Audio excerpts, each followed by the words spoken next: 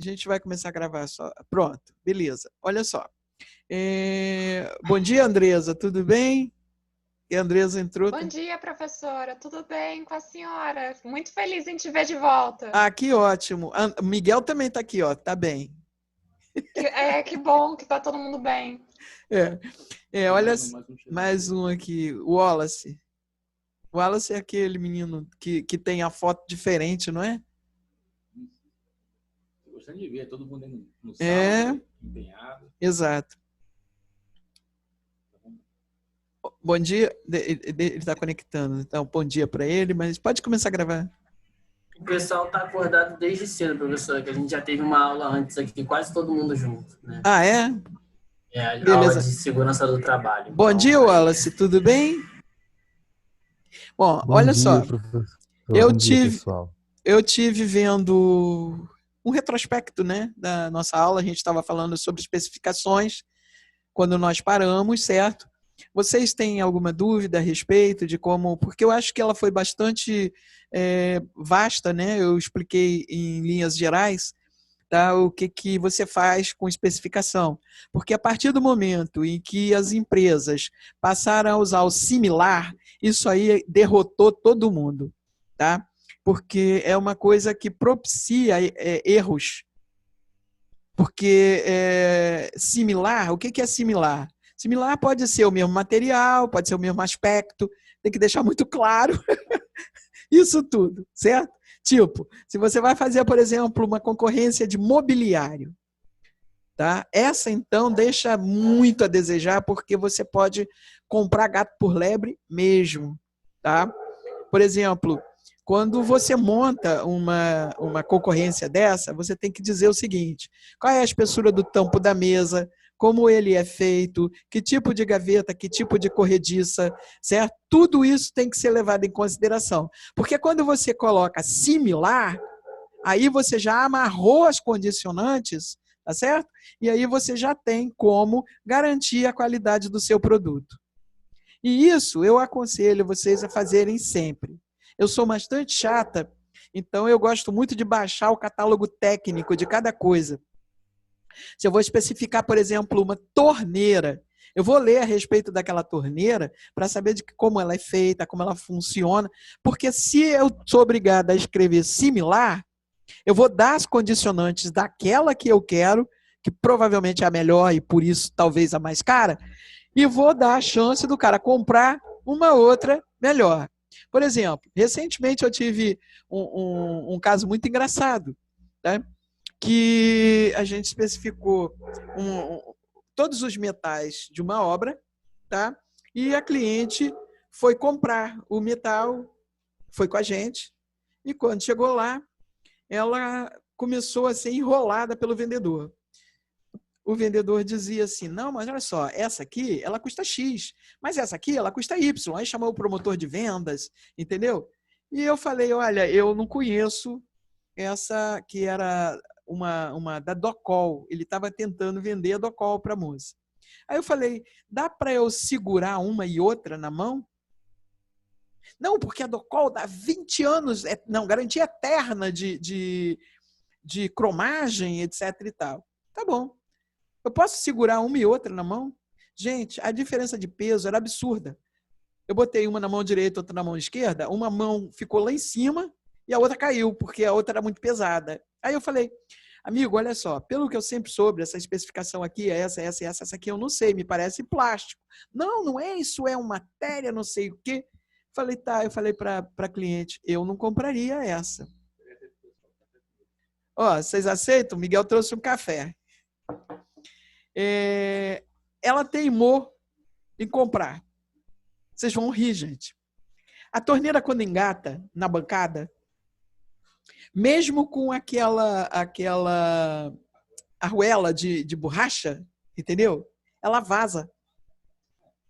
Ela vaza por baixo. Ela é totalmente mal feita. Aí eu fui olhar, ela é toda irregular embaixo. Então, o que nós tivemos que fazer? Soltar, comprar uma outra arruela de borracha, já um pouco mais espessa, siliconar aquilo tudo, colocar.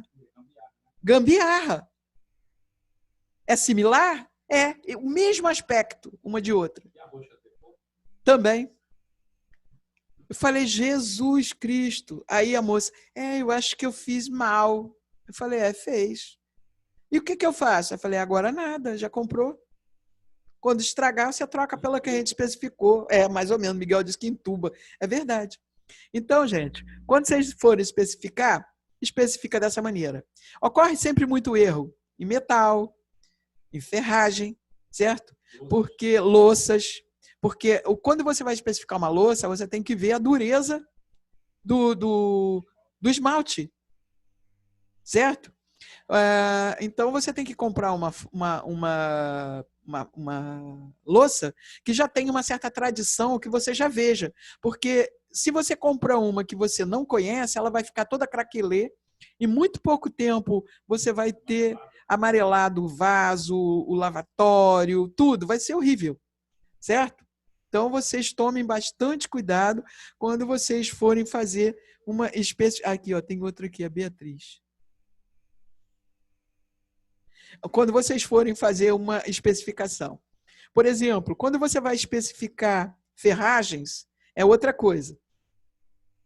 Quando você, por exemplo, vai... Bom dia, Beatriz. Como é que você vai? Tudo bem? Bom dia, Beatriz. Está se conectando. Bom dia, Beatriz. Tudo bem? Beatriz não assistiu a aula com vocês, não. Estava dormindo até agora, olha lá. Bom, então, quando vocês vão especificar uma ferragem, o que é a ferragem? Dobradiça, fechaduras, maçanetas, certo? Essas coisas todas são consideradas ferragem. Cremona, tudo isso. Então, observem o que vocês estão comprando.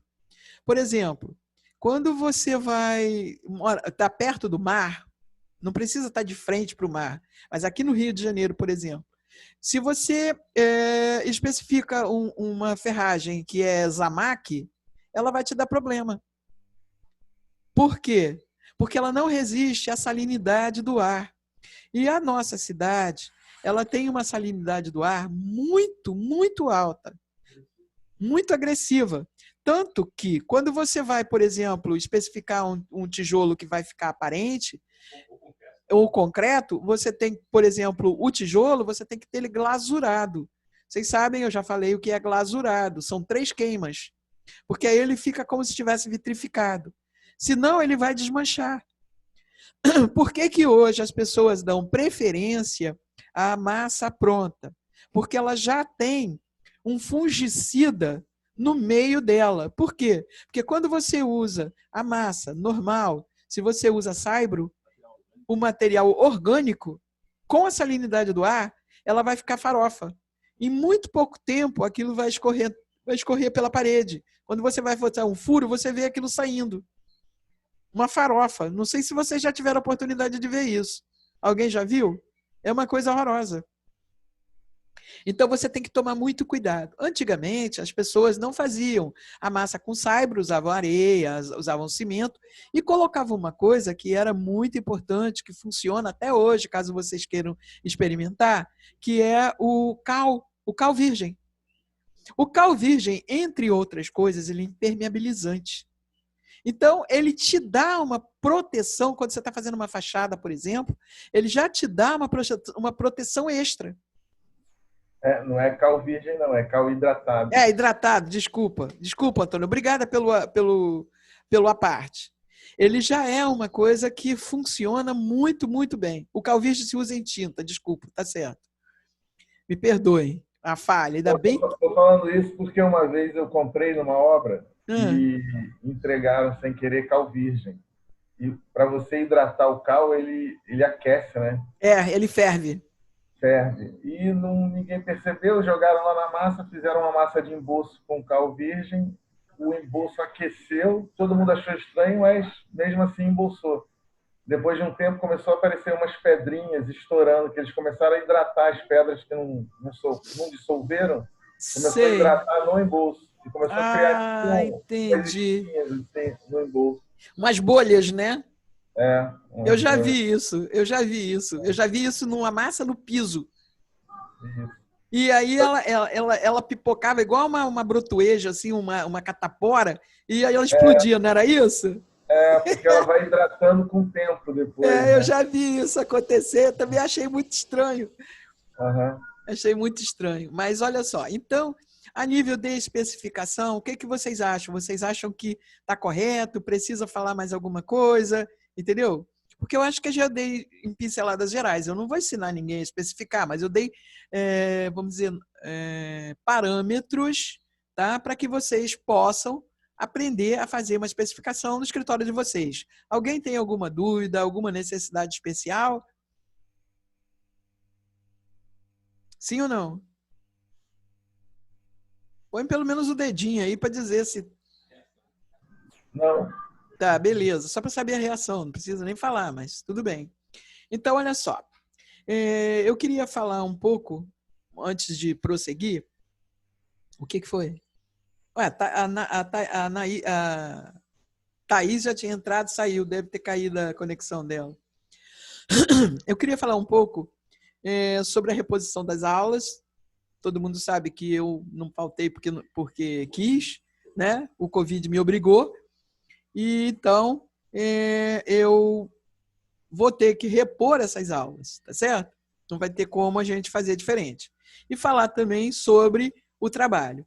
Eu acho que vocês já entenderam como é que a gente quer que faça esse trabalho. Concorda ou discorda? Alguém tem alguma dúvida? Eu só estou aproveitando esse início para a gente colocar isso em prática. Porque depois eu vou mandar por escrito, entendeu? Mas eu quero primeiro discutir para ver se não tem nenhuma dúvida. Tá certo? Não, professor, eu acho que você pode... Fala. Trabalho sim. Eu acho que... Não, acho que tem uma dúvida. A gente tem uma dúvida sim. Né? Acho que era bom, por mais que eu acho que você depois vai transcrever esse trabalho e passar para a gente. Sim, era fala. Só para você já... Não, só para você falar um pouco sobre ele, entendeu? Como é que você pensa em esquematizar ele. É isso que eu ia falar agora, entendeu? Beleza. Obrigado. Exatamente isso que eu ia falar agora. Então, o que eu imaginei desde o início e venho trabalhando para que isso aconteça é vocês criarem como se fosse um manual de uso para o escritório de vocês. Tá? Alguém tem alguma dúvida? Por isso eu forneci a NBR de desenho, entendeu? Tudo isso. Aí a gente já sabe como é que você vai, entendeu? Como é que os parâmetros para a especificação. Claro que a conclusão, claro que cada um vai montar de um jeito. Mas eu quero que vocês montem um caderno, porque fica muito mais fácil quando você tem dentro do seu escritório normas para que você possa trabalhar. Porque vem um funcionário novo, tá? Isso aí é controle de qualidade, tá? Nós sabemos que hoje em dia, cada vez mais, você tem que fazer o controle da qualidade do seu serviço. Para evitar erros, para evitar que saiu um funcionário, entrou um outro, evidentemente ele terá que ser treinado, mas ele já tem base parametrada para que ele possa executar um serviço dentro dos moldes daquela empresa que vocês vão criar. Digamos que ela tenha a chancela da empresa. Está dando para entender o que eu estou querendo? Está complicado? Então, por exemplo, como é que você formata o desenho? Entendeu? Que tipo de pena? Tudo isso vocês têm no manual, tá certo? Não necessariamente você vai colocar nesse nosso. Porque a gente pode até depois continuar elaborando, certo? Eu me proponho a ajudar cada um a fazer o seu próprio manual, entendeu? Mas pelo tempo que a gente tem, pelo prazo, entendeu? Porque isso demanda um tempo bastante grande, então eu acho que a gente tem que dar uma simplificada, certo? Claro que vai falar do traço, do desenho, entendeu? Os layers, isso tudo, mas pode se falar. Deu para entender? Deu, Davi? Davi? Sim, professor. Sim. Deu para entender. Professora. Fala, quem está perguntando? Mariane. Oi, Mariane, fala. Eu estava até procurando na internet se tinha algum modelo para poder me basear, porque eu Sei. nunca vi um caderno assim. Eu estava até vendo uma live esses dias de uma pessoa que foi minha professora, Paula Neder, e ela estava falando sobre esse caderno, Aham. que é importante, porque exatamente o que a senhora fala, que os escritórios não fazem, mas que é muito importante ter. Exatamente. Olha Eu não só, encontro, assim, eu uma vou... base. porque você deve estar fazendo a pergunta equivocada, entendeu? Eu sempre digo o seguinte, tudo está na internet. É só você saber perguntar aquilo que eles entendem. Certo? É verdade. Eu vou fazer o seguinte, eu vou tentar achar algum, tá?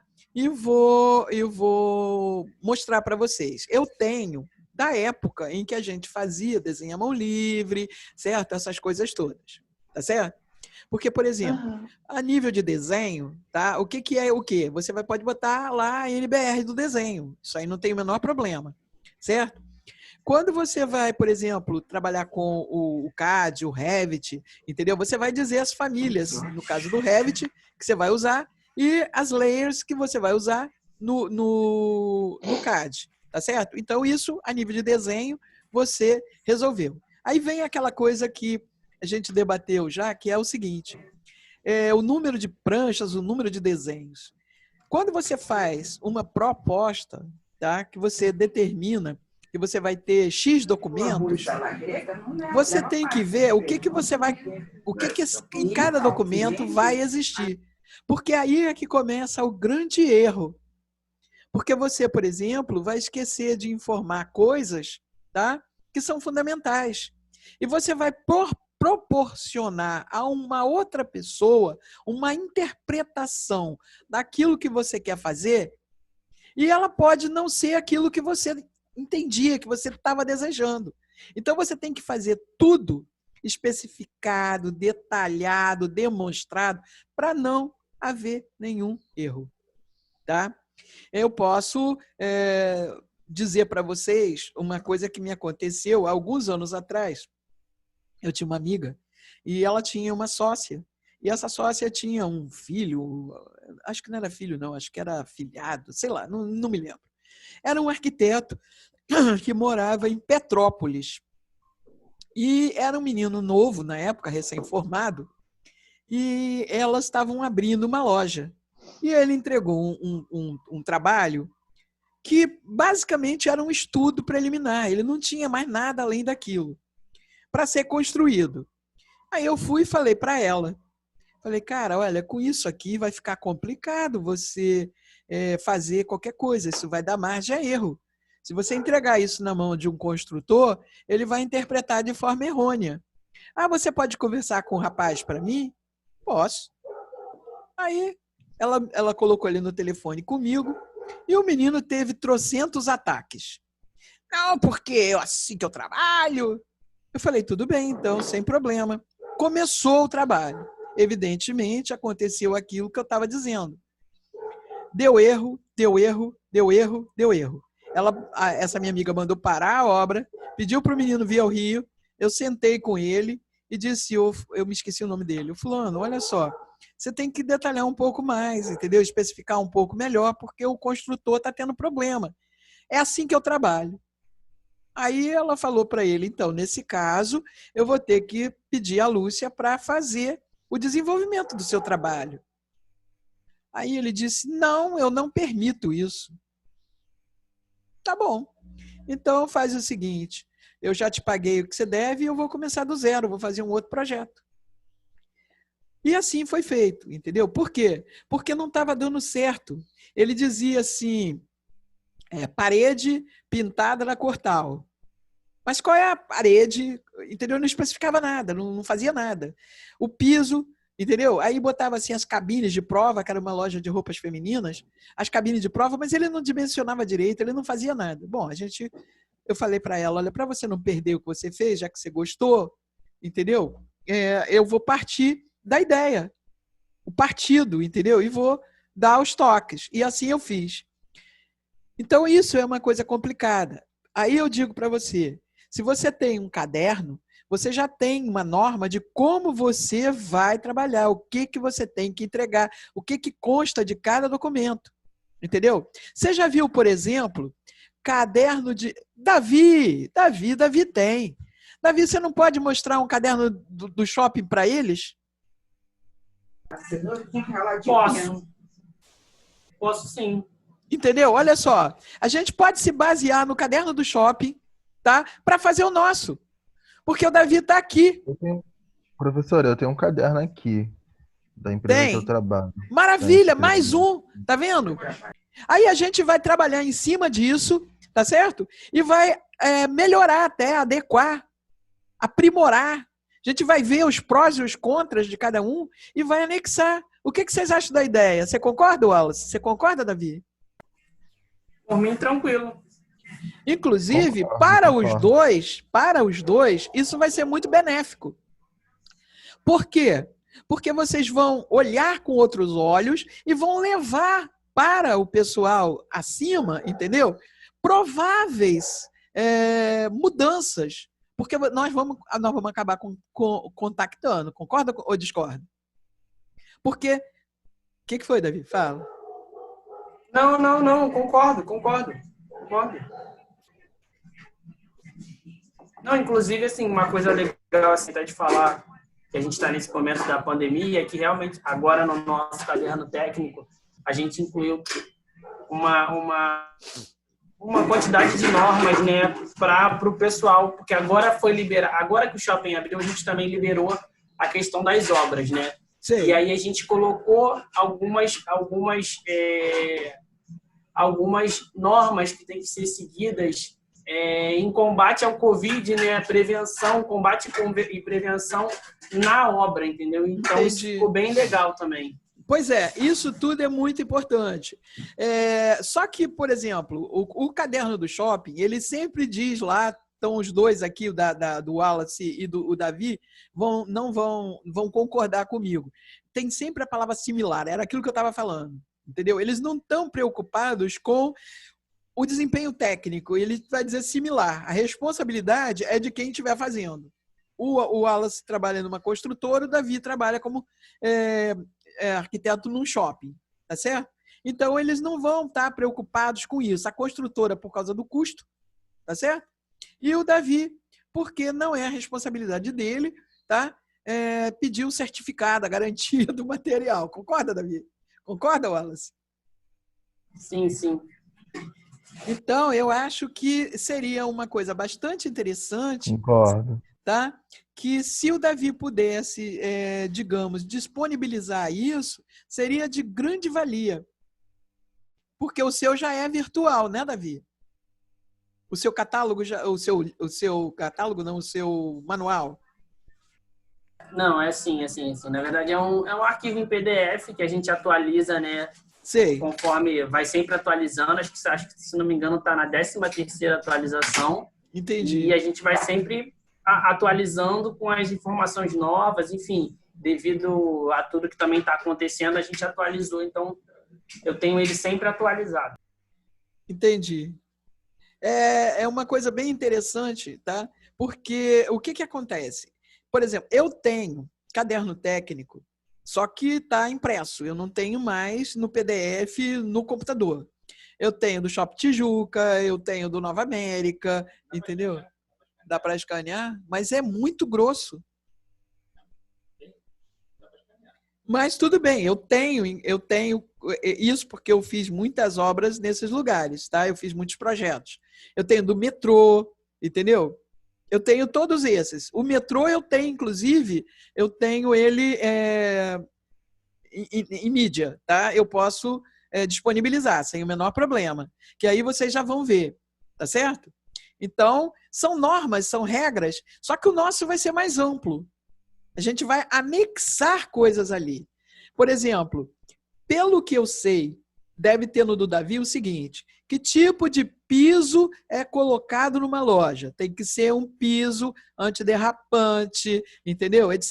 Mas ele não vai te dizer, por exemplo, se for um porcelanato, que tem que ser massa única, entendeu? Isso é a especificação que a gente vai ter. Tá? Então, a gente vai fazer a regra da especificação, a gente vai fazer tudo isso. Deu para entender? O que vocês acham da ideia de partir desses existentes, tá? Que foi o que a Mariane procurou e não encontrou, e ir anexando. E eu vou ainda, mesmo assim, procurar uns outros de grandes escritórios, talvez não tenha disponível na internet, mas eu vou ver se eu consigo, entendeu? Encontrar alguma coisa que a gente possa fazer as adaptações. Tudo bem? Maravilha. Bom, hoje eu acho que a gente devia falar um pouco, tá? E isso aí eu acho que Antônio, Bruno, Wallace, Davi, entendeu? Que já trabalham mais nessa coisa. Olha, a Cláudia.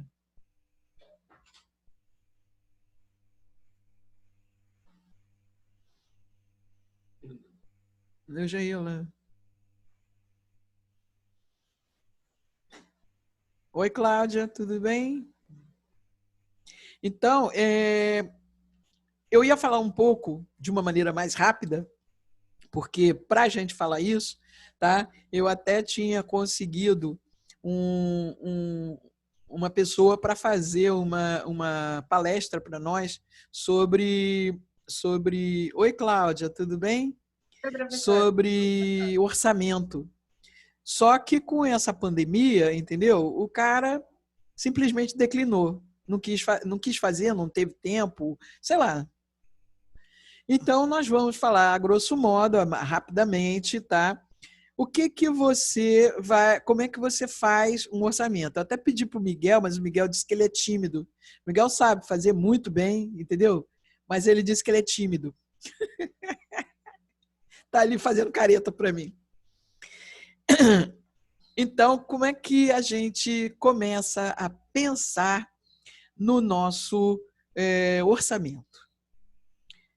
Tem 4, 5 pessoas aqui expert no assunto, eu me sinto até meio constrangida em falar, porque é como se eu estivesse ensinando o padre a rezar a missa, né? Ou o pastor a fazer como é que chama, Miguel? Culto. Não, o culto, isso. Que eu sou macumbeira, aí eu não conheço muito essas coisas. É verdade.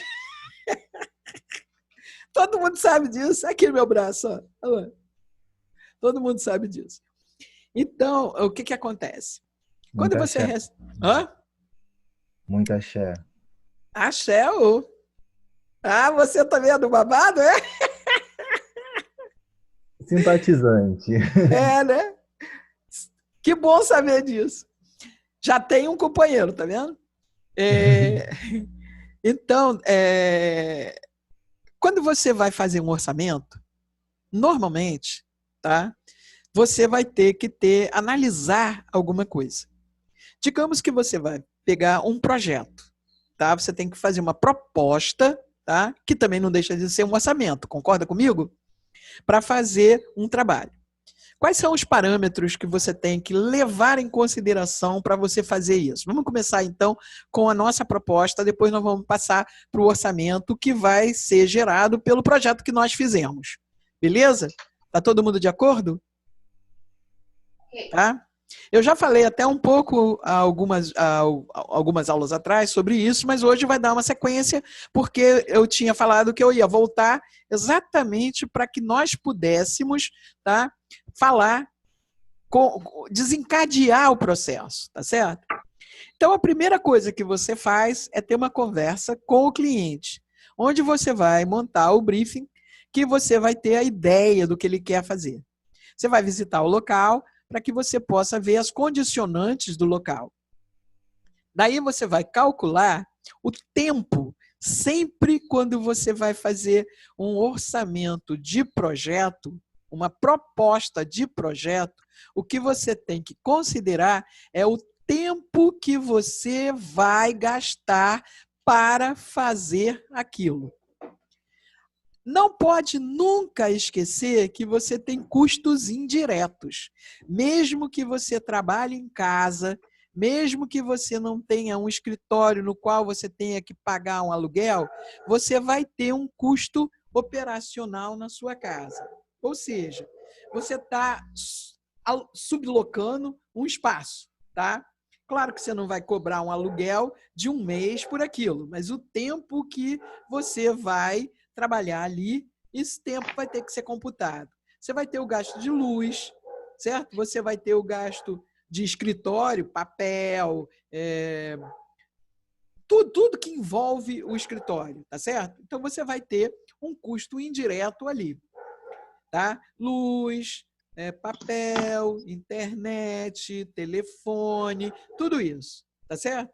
Você vai computar no seu custo indireto. Como é que você calcula a sua hora? Cada escritório tem o seu parâmetro, tá? Nós, por exemplo, como autônomos, o que você imagina?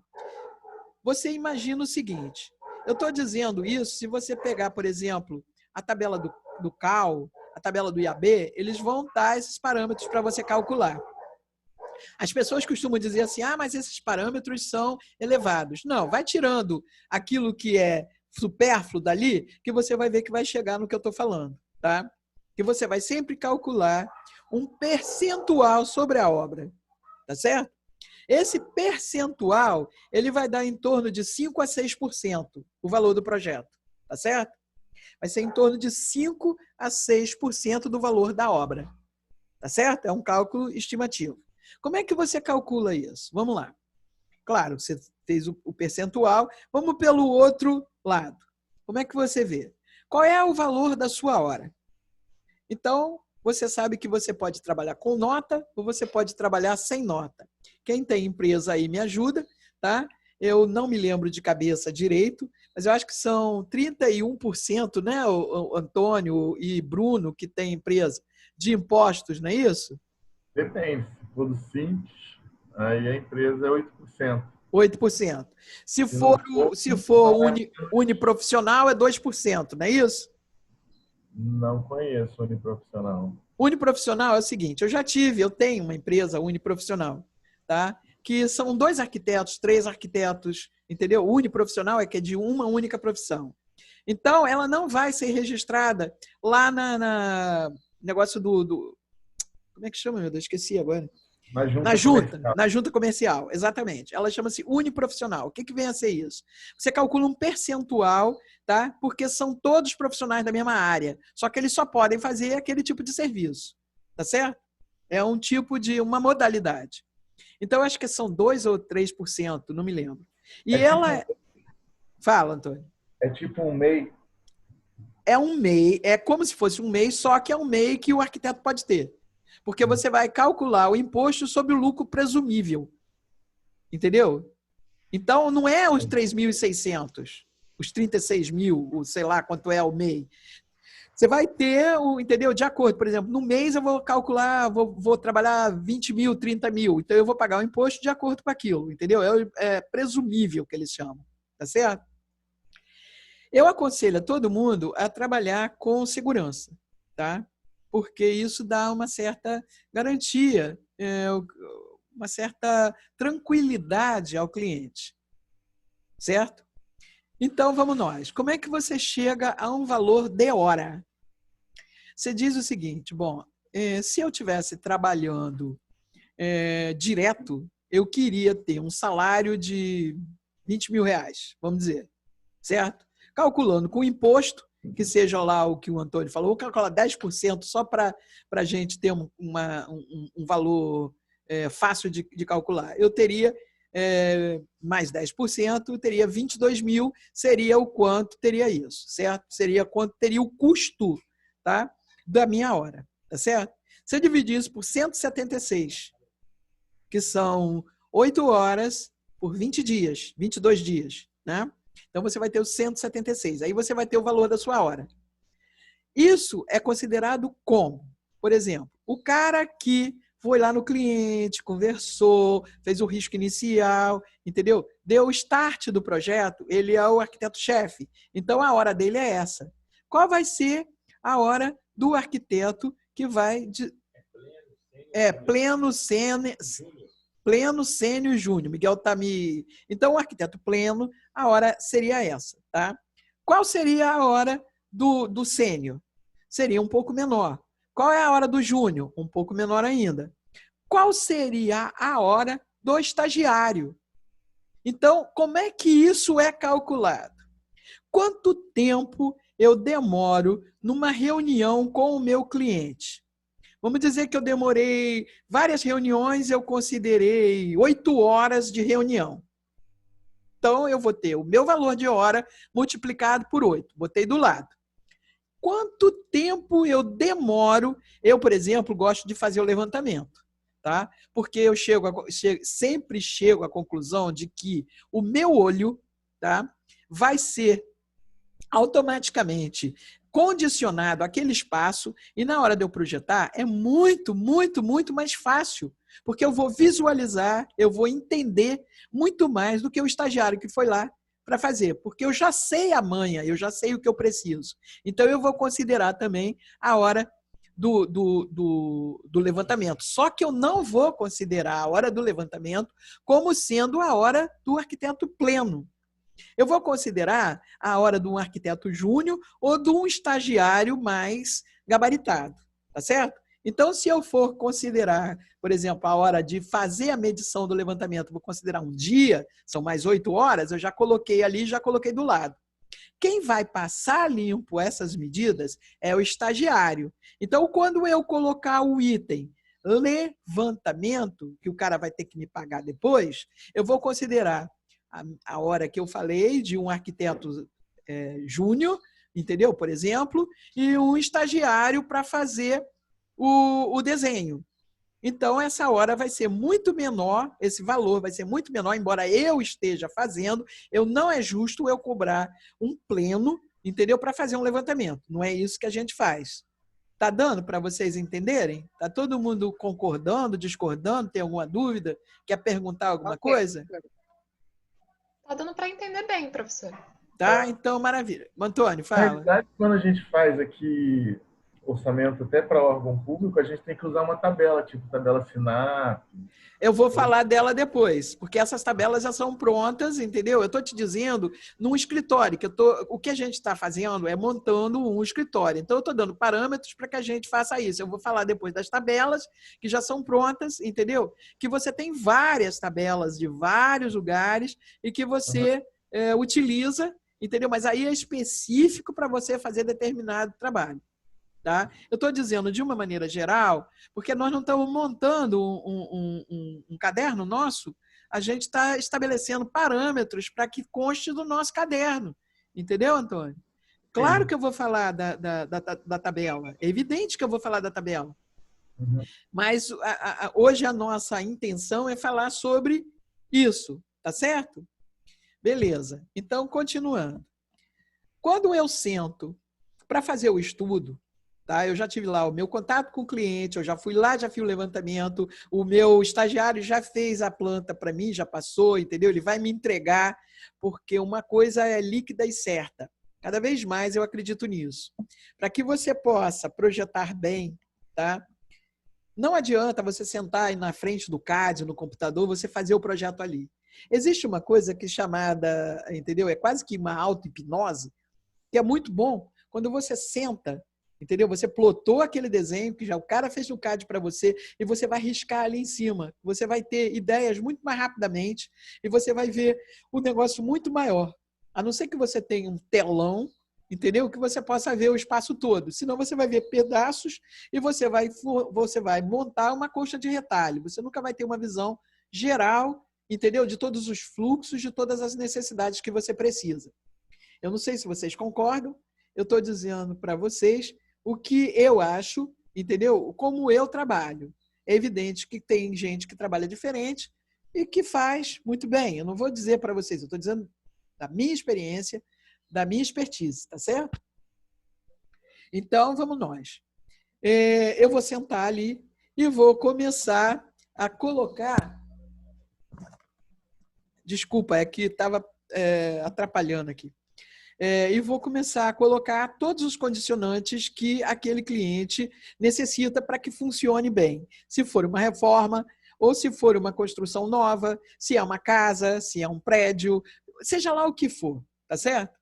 Não interessa, eu vou sentar ali com o briefing que a gente já estabeleceu e vamos começar, então, a trabalhar. Nisso tudo, eu já fiz a pesquisa, tá, da legislação, já fiz tudo isso, que isso também vai ser considerado lá na nossa proposta. Pesquisa, coleta de dados, levantamento, que a gente chama de levantamento. O que é o levantamento? É o físico, que você vai lá e mede, e o levantamento de dados, que é a pesquisa das legislações, edilícia, urbanística e a específica, se for o caso. Tá certo? Então, isso já foi feito, que vai ser cobrado também. Eu não preciso necessariamente eu fazer essa pesquisa, também posso ter uma hora menor, um preço menor, porque senão você vai fazer o seu preço chegar lá na estratosfera e você não vai pegar o trabalho. Maravilha. Eu fiz um estudo, tá? Esse estudo vai ser feito de que maneira?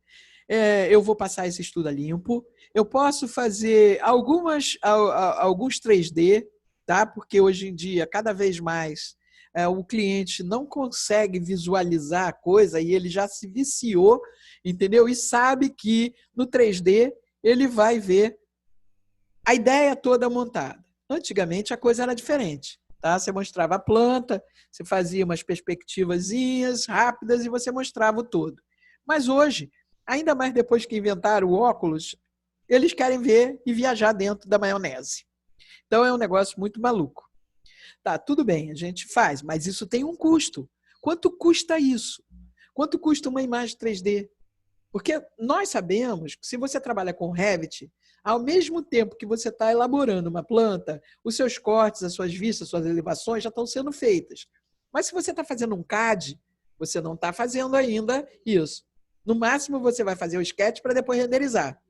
O outro já está pronto e você só vai renderizar. Então, o custo começa também a ficar diferente, certo? Então, isso é tecnologia. Isso vai de cada um. Eu não estou aqui discutindo quanto custa o programa A, o programa B, o programa C, quanto vai o treinamento A, o treinamento B, o treinamento C. Cada um vai optar por uma forma diferente de fazer. Eu só estou ensinando o que você tem que computar para que você possa chegar a um valor plausível, um valor que dê para você trabalhar, entendeu? Porque, afinal de contas, as suas contas são pagas com o dinheiro que você recebe do seu trabalho. Você não tem que empatar nem trocar a figurinha. Você tem que trabalhar de tal forma que você tenha sempre um fundo de reserva para que quando vem uma pandemia como essa, você consiga resistir um tempo.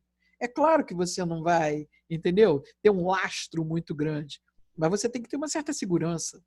Se atrasa um pagamento, como é que você paga o pagamento que tem que ser feito naquele dia, se você não tiver um fundo de reserva? Vai ser complicado. Inclusive, outro dia eu aprendi numa coisa online o seguinte, que o correto é você fazer o seguinte, 55% do que você ganha, você reserva para pagar as contas. 10% é para reinvestimento. Eu não me lembro de cabeça tudo, tá? Aí já está 65%.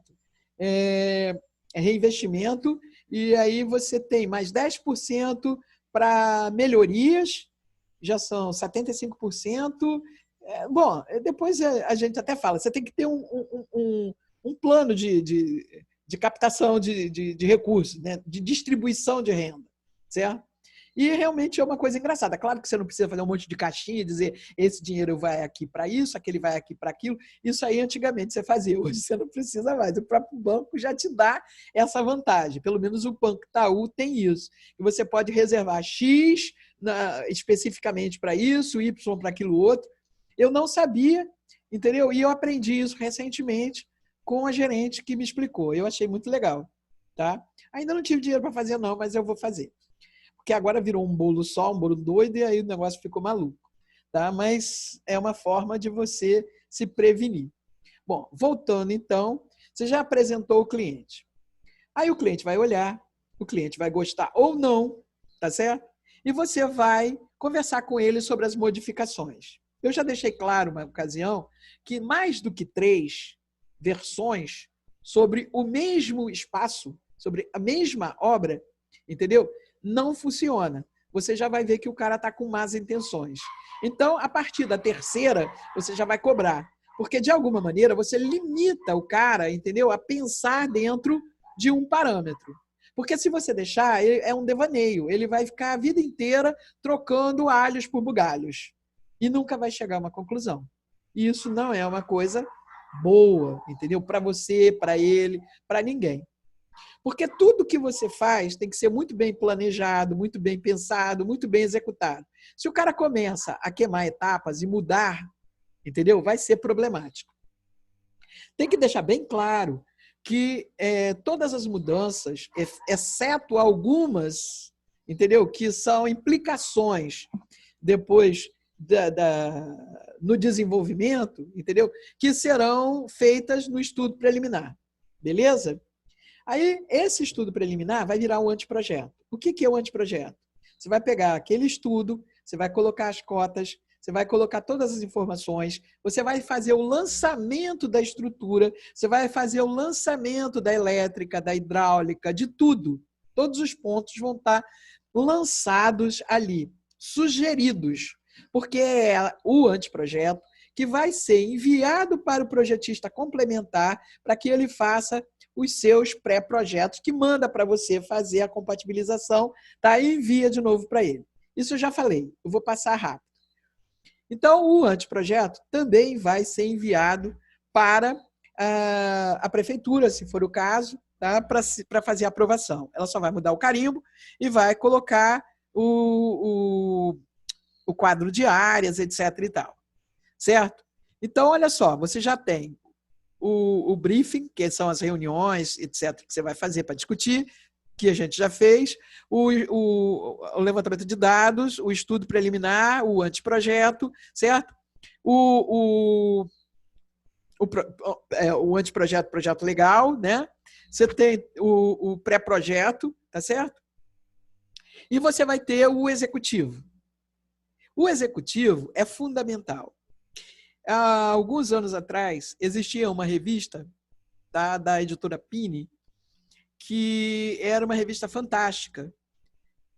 E nessa revista, eles falavam, vinha um grupo de engenheiros do ITP de São Paulo, era uma carta aberta aos arquitetos, pedindo que eles voltassem ao comando dos projetos, que eles, por favor, fizessem, tá? Fossem o maestro dessa grande orquestra, para que fosse evitados os desperdícios que estão acontecendo hoje. A partir do momento em que o engenheiro todo-poderoso se intitula o senhor absoluto de tudo. Só que ele não tem o conhecimento. Não estou falando isso, Antônio, como desrespeito, não. Está rindo, Antônio. Mas o único profissional treinado, tá, para ter uma visão ampla é o arquiteto. Porque o que ele estuda? Vamos recapitular? Ele estuda projeto, certo? Ele estuda instalações, ele estuda estrutura e etc. Estou errada? Estou falando alguma mentira? Então, eu tenho uma visão ampla e restrita. Como se isso não bastasse, eu tenho o estudo da geometria descritiva. A geometria descritiva, é claro que os tempos de hoje, tá, vocês não aprendem como nós aprendemos. Mas hoje vocês têm recursos que nós não tínhamos. Você consegue ver o 3D, entendeu? Que é a nossa visão espacial. Entenderam como é que é? Porque nós fomos treinados para ver o 3D no cérebro. Vocês foram treinados para ver o 3D no olho. É diferente. Mas no final da história, vai chegar no mesmo ponto. Eu não estou desmerecendo isso ou valorizando aquilo. Muito pelo contrário. Eu estou sendo muito, vamos dizer, honesta com vocês. Tá certo? Eu estou mostrando a vocês como é que a coisa funciona. Então, você tem... Fala, quem está falando? Wallace. Wallace, diga, Wallace. Fala, querido. O que a senhora falou é interessante, porque eu vejo muito isso no escritório que eu trabalho. Sim. Porque eu trabalho com 8 arquitetos, né? Uhum. E a maioria se formou antes dos anos 2000. Uhum. E assim, eles era um contato no máximo com CAD, que ainda assim Isso. era uma visão ainda mais 2D. Isso. Então, mesmo assim, estimulava muito aquela visão espacial na cabeça, dentro da Isso. mente. E eu, por mais que eu seja uma pessoa eu sou uma pessoa mais nova, eu só passei a usar o 3D logo no final da faculdade. Uhum. Então, no começo, até mais ou menos o 7º Você está em período, que período, Wallace? eu tô no 9º. Ah, tá. Eu até o 7º eu usei só AutoCAD mesmo. Entendi. E lá no escritório eu percebo que o pessoal que realmente mexe mais com CAD e menos com 3D tem uma facilidade muito grande de entender o que a gente não está vendo, sabe? Uhum. Então, assim, eu acho que assim, é um comentário meio que paralelo, né? Não, mas é justo, é pertinente. Pode continuar. É só uma observação que eu achei interessante. Então, assim, eu acho essa questão aí do 3D muito bom, assim, ajuda muito. Sim. São ferramentas, assim, que são essenciais. Mas eu acho que acaba gerando uma deficiência justamente na visão espacial. Porque quando você vai num terreno, ou quando você vai ver uma obra, você vai num lugar... ou quando o cliente está te contando alguma coisa e assim você tem aquela facilidade de imaginar o que ele está te contando. Eu acho isso fenomenal. Sim. Mas uma coisa não invalida a outra, entendeu? Claro, o problema é que o CAD virou assim uma prisão para as pessoas. Eu tinha um aluno que ele virou para mim e falou assim, eu falei assim, olha, põe aqui um sofá e tal. Isso já tem muitos anos. Aí ele disse assim, tem bloquinho? Eu falei, meu amigo, por que tem que ter um bloquinho? Você não pode fazer? Não, eu não sei como é o sofá. Eu falei, então você vai ter um dever de casa. Você vai chegar na sua casa, você vai me fazer um favor, você vai medir o seu sofá, você vai fazer uma vista de lado, uma vista de frente, uma vista de fundos, e vai fazer um corte. Professora, mas eu não sei fazer. Eu falei, sabe sim. Você sabe fazer assim, você acha que não sabe, você está com receio de não saber. Mas você sabe sim, tenta. Aí, quando foi 2 aulas depois, que ele faltou a outra, ele me aparece, feliz da vida. Professora, mas é muito legal. Eu digo, que legal que você achou legal. Porque você, então, agora entendeu o que eu estou falando. Você tem que ter isso fixado na sua retina, porque ela vai mandar direto para o seu cérebro. Quando você falar sofá, você já sabe a dimensão e como é que ele funciona. Quando você for comprar um sofá, você já sabe como é que é, o espaço que vai caber. Porque canso de ver gente comprando sofá que não cabe no espaço. Especificar sofá que não cabe no lugar. Entendeu? Então você tem que ter essa visão. É como dirigir. É um exemplo bem... se você não tem o golpe de vista, você fica com medo de passar entre 2 veículos, certo? Aí você fica murrinhando atrás de um. Não é verdade isso? Você tem que ter a visão espacial. No caso de direção, a forma que você vê. Vou passar. Você tem a noção do espaço. Entendeu? Eu estou usando isso porque todo mundo dirige. E todo mundo sabe que vai fazer isso. Quando você vai entrar numa vaga, entendeu? Você já calcula que cabe ou que não cabe. Sim. Então, isso é um treinamento diário. Isso é uma coisa super interessante. Porque, tipo assim, lá no escritório, a gente faz muito contato com a arquitetura, com o pessoal, e é aquela coisa muito de você, de falar como é que é mais ou menos a situação, como é que é o cenário, e você imaginar. E quando você não tem meio que essa... Eu acho que quando você é muito refém de um 3D que não exerce essa parte do cérebro, imaginar um volume, uma visão espacial, meio que prejudica, mas, tipo assim, é óbvio que não desfavorece o outro, vice-versa, mas é interessante o que a senhora disse. É verdade. A pessoa que tem a visão espacial, ela tem isso no cérebro. E quem trabalha com 3D tem isso no olho, entendeu? Então ele precisa estar vendo. Mas ele vai, com o tempo, adquirir isso. Demora um pouco mais. Porque nós tínhamos um exercício diário. A gente começava a estudar geometria descritiva no primeiro ano científico. Então você estudava o primeiro ano científico, segundo ano científico, terceiro ano científico. sabe? Faculdade, você estudava 3 períodos, 3 não, 4 períodos, quer dizer, eram 2 anos, tá? Você tinha disjunctiva 1, 2, 3, e aí 4, entendeu? E você ia. E você já tinha estudado antes. Estava desde o primeiro ano científico trabalhando com isso. Então, na verdade, você tinha 3 anos mais 2, 5 anos. Você tinha um treinamento. Eu tinha um professor que era muito engraçado. Ele dava aula de desenho artístico. Chamava Lídio Entrocaso Bandeira de Melo. Ele existe, ainda está vivo até hoje, tem 90 e poucos anos. E o cara era fantástico. Então, ele sabia que a gente tinha esse treinamento e ele dizia assim, dá uma olhada para frente e me diz, por favor, o que está caindo? Se é o teto ou é o piso? Aí você ficava louco. Aí ele dizia, vou ensinar como é que vocês têm que ver. Então ele treinava a gente. Aí ele provava, ele dizia, joga uma bolinha. Agora joga uma bolinha para ver se eu estou errado. Aí você jogava a bolinha. Então você via que era o piso, normalmente. Ou às vezes era o piso e o teto. Então você tem que dar vamos dizer, escolher um objeto, fixar, entendeu? E dali você tira os parâmetros. Isso você está fazendo o quê? Você está treinando o seu cérebro. Entendeu? É o golpe de vista que quem está dirigindo. Entendeu? Você tem que olhar e saber. Você tem que olhar e ver. Por exemplo, quando a gente desenha a mão, no CAD não, nem tanto, no Revit também não, mas quem desenha a mão, você consegue desenhar na escala, porque você já mentalizou aquilo e aquilo já ficou fixado no seu cérebro. Então, 1 metro na escala de 1 para 50, você sabe quanto é, de 1 para 20, você sabe. Entendeu? Isso é treinamento. Claro que o outro vai acontecer a mesma coisa, vai demorar mais tempo, é só isso. Tá certo? Mas deu para entender, Wallace? Obrigada pela sua observação, foi muito boa. Tá? Foi bastante interessante. Bom, quando você faz o desenvolvimento do seu projeto, normalmente você faz esse desenvolvimento para que você possa construir bem. Então, o que você tem que salientar ali? Como é que vão ser as paginações de piso, de teto, etc.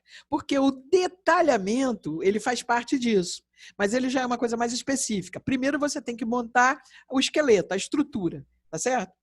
Aí você montou, aí você pode ir ao local, conferir, porque normalmente, tá? E não é erro, porque nós sabemos que de um instrumento para outro instrumento pode haver um erro. Tanto que quando você vai fazer uma marcenaria, vocês devem saber tanto quanto eu, quem trabalha com isso, principalmente quem trabalha com interior, sabe, né, Cláudia? Que o marceneiro vai levar 1 metro para fazer o seu trabalho. Por que isso? Porque mesmo que o Inmetro te dê a homologação do seu equipamento, um equipamento difere 1 milímetro, 2, 3, 5, então vai dar diferença, tá certo? A forma de você medir já dá diferença. Então, pode acontecer na obra de você ter uma diferença. Quem trabalha com obra aí sabe, não é Antônio, não é Bruno, não é Wallace. Vai dar diferença. Um ângulo que não esteja 90 graus, que esteja 89 graus, a parede vai dar 2, 3 centímetros de diferença. Tô certo, Antônio? Tô certo, Bruno? Então, isso é uma coisa que é fundamental. Então, isso quer dizer, tá, que depois a gente vai falar sobre marcação de obra também, que é fundamental a iniciação, a marcação da obra é que tem que estar absoluta, completa e totalmente correta, porque o erro parte dali. O erro parte do nascedouro, tá certo? E onde é que você vai ter isso bem determinado? No seu projeto executivo. Por isso, se o seu terreno é todo anguloso, faz-se necessário que a marcação seja feita por um topógrafo, porque vai haver problema. Então, você tem que piquetear tudo e começar a fazer com o topógrafo. Estou errado, Antônio? Estou errada, Bruno? Há muitos anos atrás, eu fiz um projeto na Joatinga. Era uma casa que, no final, ficou com de área construída 2.000 metros quadrados. Ela foi crescendo com o tempo. Foi um negócio maluco. Ela podia até crescer porque o projeto já era feito mais ou menos para isso. Para marcar essa obra foi uma coisa bastante engraçada, porque o engenheiro que foi contratado para fazer a obra era um garoto novinho, era a segunda obra que ele ia fazer, e o cara estava apanhando pra caramba. Aí chamei o topógrafo e a gente começou a piquetear. Como o terreno era muito acidentado, a gente teve que colocar de quase 1,5 m em 1,5 m, para que não houvesse problema. Porque o terreno caía para um lado, o terreno caía para o outro. Ele parecia, entendeu? Uma coisa muito doida, um papel amassado. E aí o cara ficou louco. Como é que eu vou fazer isso? Aí a gente dizia, não, ele está marcando aqui para você ver as linhas. Aí eu fui para lá, ajudei o rapaz. Olha, a parede vem daqui até aqui. Aí marcava com ele. Por que isso de 1,5 m mais 1,5 m? Porque era mais ou menos a modulação. Entenderam como é que é? Então a gente optou por isso para que não houvesse erro, não houvesse desperdício. Gente, claro que teve diferença aqui e ali, mas a casa ficou locada certinha. A diferença que dava era mínima. Era 1,5 cm, 1 centímetro. Isso não é erro, isso é acerto. Tá certo? Bom, eu não estou fazendo apologia do meu trabalho, nada disso. Eu estou só dizendo como é que a coisa vai funcionar. Feito isso, você vai partir para o detalhamento especial. O que é o detalhamento especial? São as esquadrias, são as escadas, porque a escada vai estar feita lá com concreto, no osso, entendeu? Ou metálica, como quiser. Mas como é que você vai acabar isso? Se você trabalha com concreto, você vê a estrutura lá montada e você consegue visualizar aquilo para mede cada parte, você detalha aquilo sem problema. Mas antes disso, você já tem que estar com esse detalhamento pronto, você só vai conferir na hora da execução. Se você vai fazer uma metálica ou uma outra coisa, entendeu? Você tem que saber como é que funciona cada coisa. Há uns anos atrás, eu acho que eu já até contei essa história para vocês, o cliente contratou uma firma para fazer uma loja, para fazer toda a estrutura metálica do giral, entendeu? Essa coisa toda, e tinha uma escada que levava para o mezanino. Porque o mezanino era usável, dava para usar o mezanino. E aí, quando eu cheguei na obra, eu estou vendo o cara fazendo a escada e ele só dava uns pinguinhos de solda. Aí eu falei para ele, ô meu amigo, pinguinho de solda? Por que você não faz o cordão? Ah, não, porque eu não cobrei para fazer isso. Eu digo, meu querido, deixa eu te falar, isso é uma loja. Você já viu o tamanho dessa loja? Essa loja existe até hoje. Você já imaginou o público subindo e descendo? Isso não vai soltar? Não! Tá bom. Aí o cliente chegou. Eu falei para ele, olha, eu acabei de conversar aqui com o rapaz e ele disse que não cobrou para fazer a escada como eu especifiquei, que ele cobrou só para fazer uns pontinhos, 3 pontinhos. Ele fazia um pontinho no meio e um em cada lado. Aí ele disse, como assim? Eu falei, pois é, ele disse que não cobrou para fazer a solda dessa forma. Eu não confio no que ele está fazendo. Eu não sei o que você vai achar. Porque eu não vou colocar em risco a vida do cliente que vai entrar aqui na sua loja. E vou dizer uma coisa para você, a responsabilidade técnica é minha. Eu não sei, entendeu? Como é que você vai resolver isso? Ele disse, mas como eu não paguei? Você não me disse isso. Ah, não, mas o preço que eu fiz só dá para fazer isso. Ele disse, tá bom. Então, você me deu um novo preço. Ou então, você sai da obra agora. Aí os caras se acertaram, tudo bem. Agora você vê o absurdo, a falta de responsabilidade do cara. E se eu não tivesse chegado lá? E se o cara tivesse feito aquela pontuação e depois eu revestisse a escada, que era uma escada metálica? Vocês já imaginaram que beleza que ia ser? Ia cair tudo. Aí depois quem foi que se responsabilizou? Fui eu. Quem é que ia ter a carteira cassada? Eu. Não vou fazer uma coisa dessa de jeito nenhum. Mas não vou mesmo. Outro dia eu cheguei numa obra e eu vi outro negócio bastante estranho. Estou vendo o cara lá fazendo a emenda dos fios para colocar as tomadas. Aí eu olhei e falei, meu amigo, você não vai isolar isso? Ele deixou todos os fios desencapados e colocou as tomadas. Não é assim que se faz. Eu falei, só se for na sua casa, porque aqui não vai ser, não. Eu é que estou assinando a responsabilidade técnica, aqui não vai ser. Não, mas é assim que eu faço. Falei, tá bom, liguei pro cliente, falei, vem aqui. Quando ele chegou, ele falou pro cara, o cara não quis fazer, ele falou, tá bom, então você pode ir embora. Aí o cara resolveu fazer. Agora, se eu não vejo, ia fechar curto, ia ser um problemão. Fala, Cláudia. Ia dar ruim. Ia dar péssimo. Ia dar péssimo. No mínimo ia fechar um curto, porque podia eletrocutar alguém, entendeu? Podia fazer um montão de coisa, mas tudo bem. Então, quando você faz o detalhamento, você tem que fazer isso. O custo disso, para você montar a sua proposta, é o quê? Horas trabalhadas. Quando você faz um anteprojeto, quem foi que trabalhou no seu anteprojeto? Normalmente, foi o seu estagiário que passou mais tempo ali montando o desenho para você poder verificar. Mas você tem que considerar a sua hora, considerar a hora do arquiteto que fez aquele trabalho, beleza? Então, é outro dado que você já está somando aqui para você fazer isso. Quando chega na compatibilização, tá? Eu, particularmente, gosto de estar presente o tempo todo, porque eu já tenho mais cancha e eu vou ver muito mais rapidamente o que pode e o que não pode. Então, o que eu faço? Eu ploto aquilo que ele mandou para mim, pego canetas coloridas, tá? Amarela, vermelha, azul, verde, e vou criar uma legenda e vou fazer as correções. Vou pedir para a pessoa fazer isso no CAD para enviar de volta para fazer a correção. Quando volta, tá?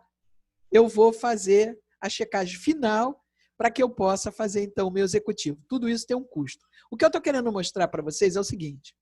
Você tem um arquiteto pleno, um arquiteto sênior, um arquiteto júnior e um estagiário. Pode ter vários técnicos de edificação, mas o técnico de edificação é lá para a obra. Tá? Você tem, por exemplo, o estagiário-chefe, vamos dizer assim, entendeu? Que vai ter uma hora mais alta e tem um estagiário com uma hora média e um estagiário com uma hora menor. Para você montar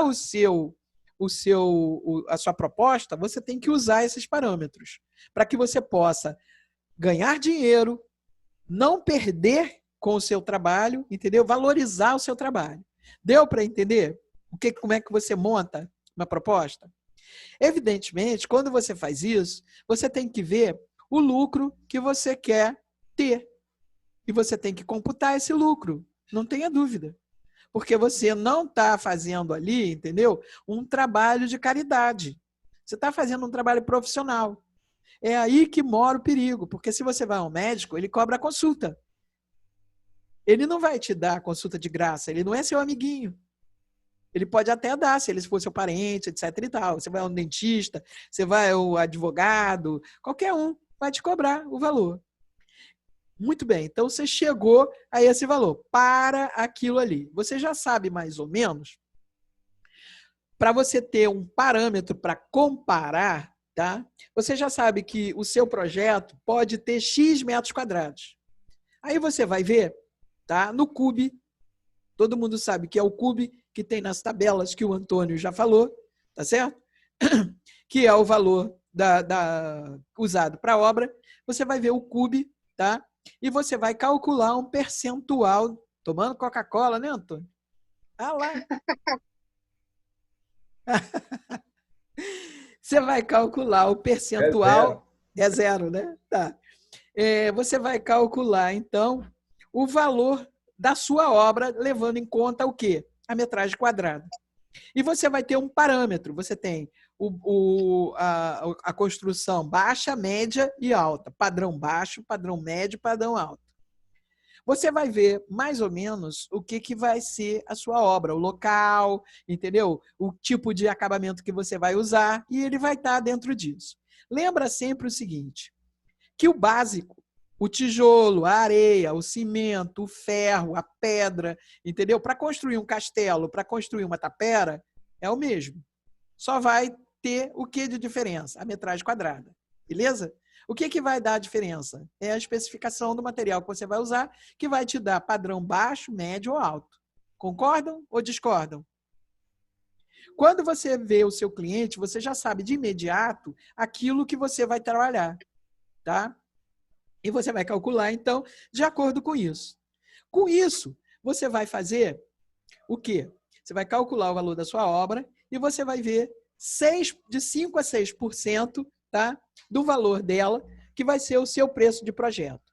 Se for uma obra muito grande, tá?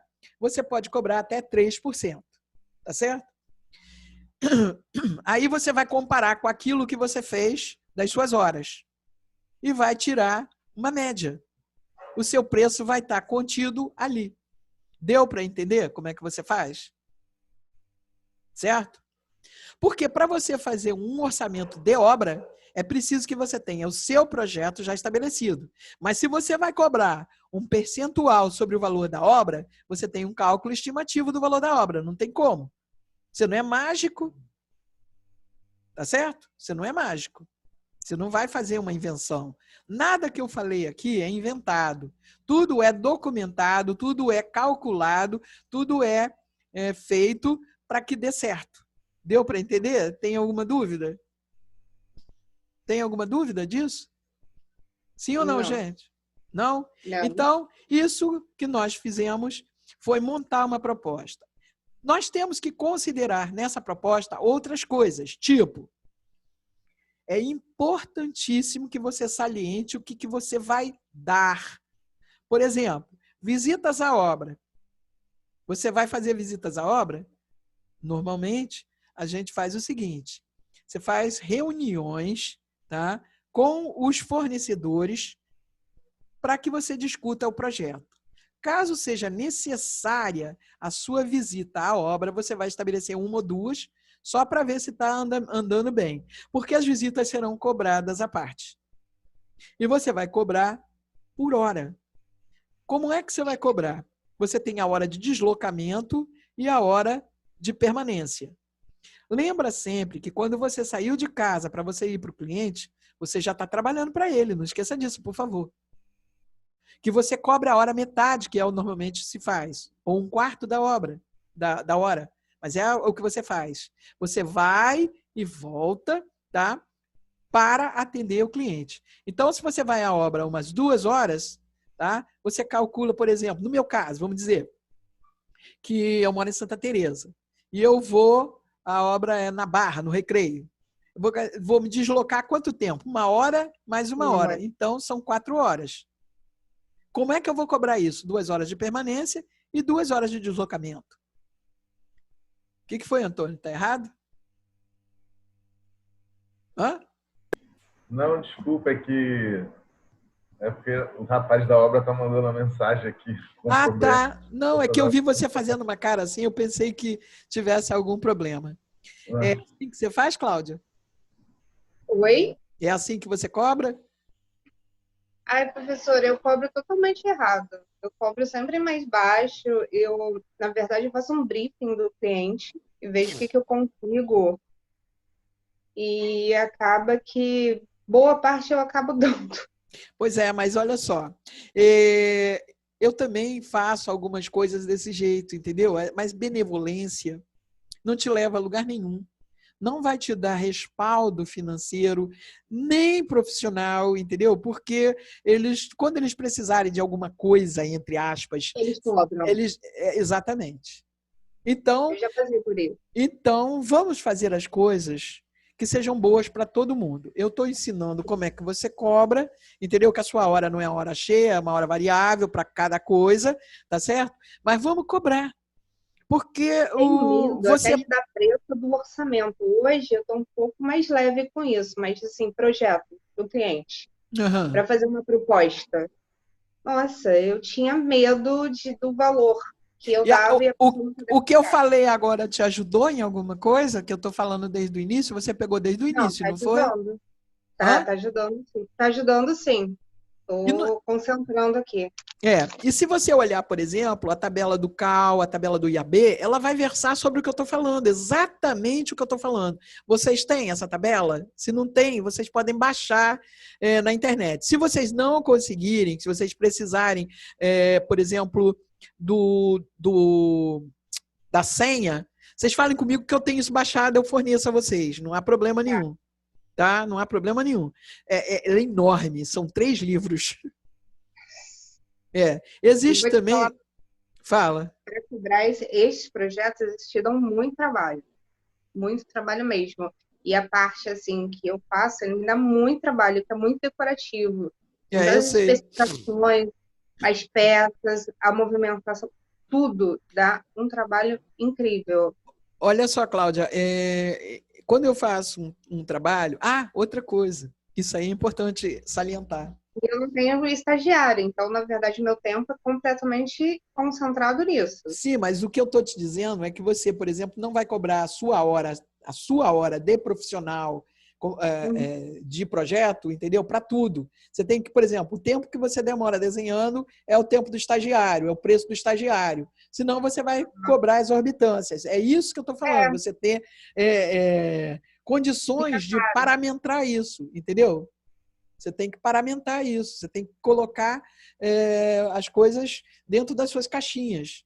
E lembra sempre o seguinte, quando você faz um projeto de arquitetura, você sugere um layout para que você possa fazer a disposição dos pontos.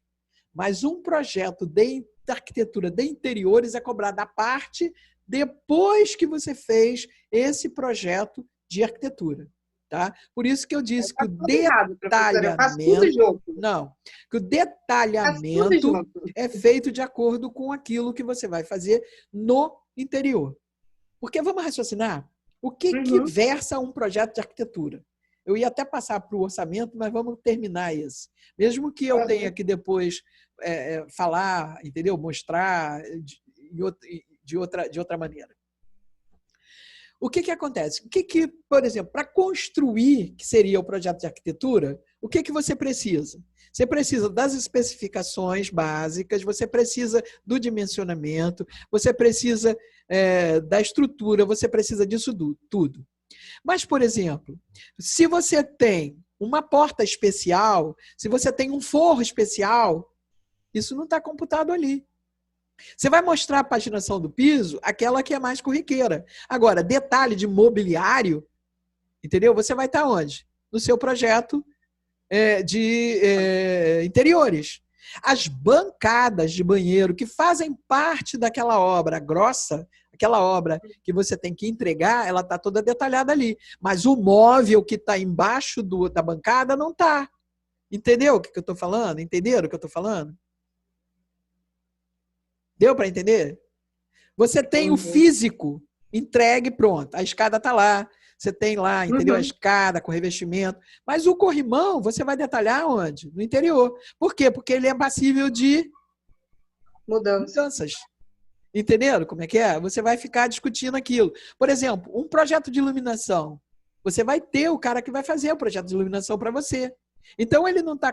Você sugeriu os pontos e o seu consultor ou o projeto, que é um dos complementares, ele vai fazer o projeto e você vai anexar onde? Nos dois. Entendeu? Você vai marcar os pontos na arquitetura e a especificação das luminárias vai estar no interior. Deu para entender como é que você faz? A não ser que você já coloque o seu projeto, você já diz que é projeto de arquitetura e arquitetura de interiores. Aí o preço vai ser mais alto, porque você vai estar fornecendo coisas a mais. Não se dá desconto a um cliente. Você reduz trabalho.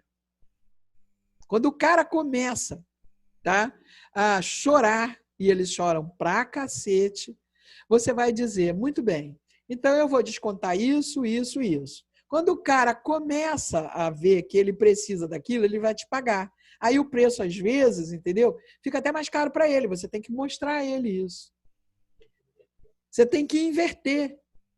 Você não tem que impor. Você tem que deixar ele optar. E aí, quando ele começa a inquirir, você começa a dizer a ele, olha, para isso eu preciso disso. Aí o cara vai chegando àquilo aonde você quer, porque ele vai raciocinar. Porque, normalmente, as pessoas têm o hábito de querer vantagens, de querer pagar, entendeu? Comprar uma Ferrari e pagar um Fusca. Não é assim que se trabalha. Vocês sabem disso. Então, você não dá desconto. Você reduz trabalho. Então, eu deixo de fazer isso. Eu deixo de fazer aquilo. Eu deixo de fazer aquilo outro. Aí o cara vai acabar entendendo que ele necessita daquilo. Você pode até, entendeu? Diminuir em parte aquilo que você vai fornecer. Porque aí você dá uma redução no preço. Mas você não vai dizer, não, ele vai achar que você tem gordura. E se você dá um desconto de 5%, ele vai querer 10%, vai querer 15%. Que você pode parcelar, entendeu? Mas você já, para isso, você já tem que saber se vai ter o juro, como é que vai ser, como é que não vai ser. Certo? Hoje em dia, com o advento das maquininhas, você pode vender no cartão de crédito.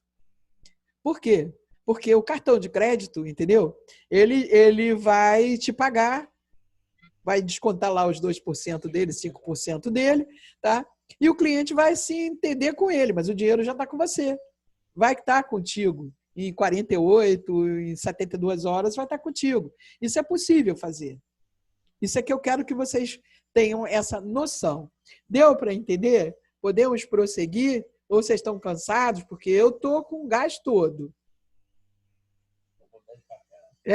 Miguel já me deu café aqui, eu já tomei café, já estou pós-Covid, com saudades de vocês. Eu gosto de estar aqui, eu gosto mesmo, falando sério. É muito bom dar aula para quem está a fim de aprender. Agora, quem não está a fim de aprender só atrapalha a sala de aula. Caraca, meu Deus! Dá vontade de chorar. Você fala, minha Santa Rita, o que eu estou fazendo aqui? Eu não me chamo Zé, nem moro em Niterói. Para o barco, quero saltar. Mas vamos nós. Como é que você monta um orçamento de obra? Quem sabe? Davi, Bruno, Wallace, Antônio. Primeira coisa é planilhar todos os serviços. Exatamente. Todo mundo domina o Office? Miguel está perguntando aqui por alguma razão. Excel. Então, a primeira coisa é planilhar. O que é planilhar um orçamento? É pegar e destrinchar serviço por serviço e quantificar quantos pontos de elétrica, quantos pontos de hidráulica, quantos isso, quanto aquilo, quantos pilares, quantas vigas, quantos ferros, quanto isso, quanto isso, nananã. Fez isso, aí você vai começar a ver o que custa para fazer aquilo. Aí você vai ter o quê? O HH, que é o funcionário, é o operário que vai fazer aquilo, e o material, certo? Tô certo, Davi? Tô certo, Antônio? Tô certo, Bruno? Tô certo, Wallace? Miguel. Um link na prefeitura que te dá todos os valores por hora, material, tudo destrinchado. Quando eles entrarem em pesquisa de itens de prefeitura. Olha só, Miguel está dizendo para vocês entrarem no site da prefeitura e pesquisa de itens de obra da prefeitura. Tá? Ele vai te dar o preço de cada coisa, para vocês terem parâmetros. Ainda existem as revistas de preço, que vocês também podem fazer.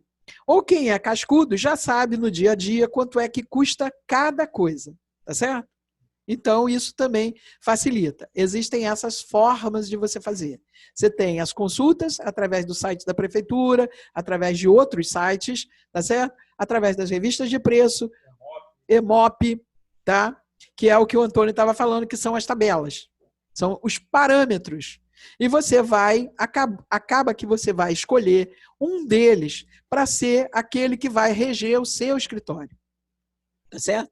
Então, isso também vem especificado dentro do nosso caderno de encargos, vamos dizer assim, o nosso caderno de uso, tá? O manual do escritório, vamos dizer assim, tá? Isso no caso de você também fazer a obra. Se você só faz projeto, só vai ter o projeto. Se você faz projeto e obra, você vai ter os dois. Se você só faz obra, você tem um só.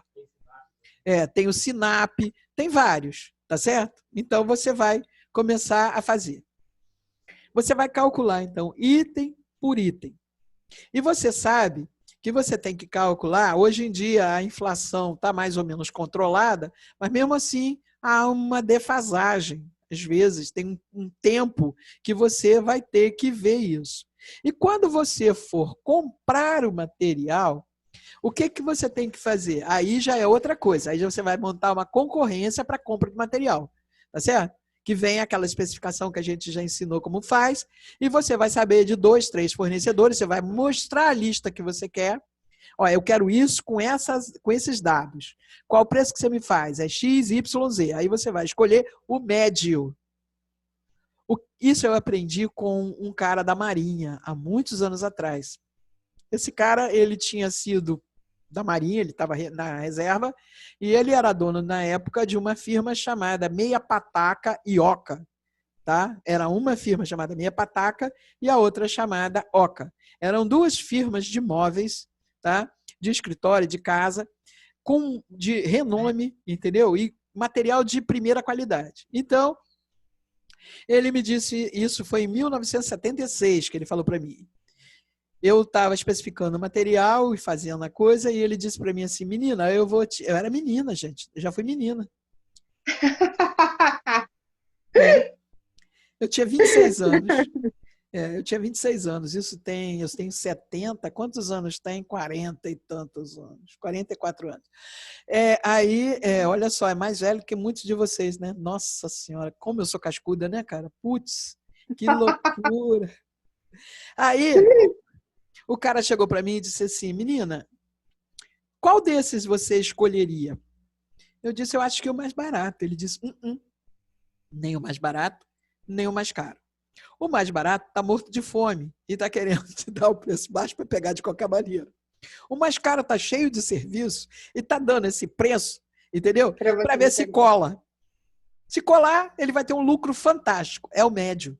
Porque esse usou tudo que devia para chegar no preço justo.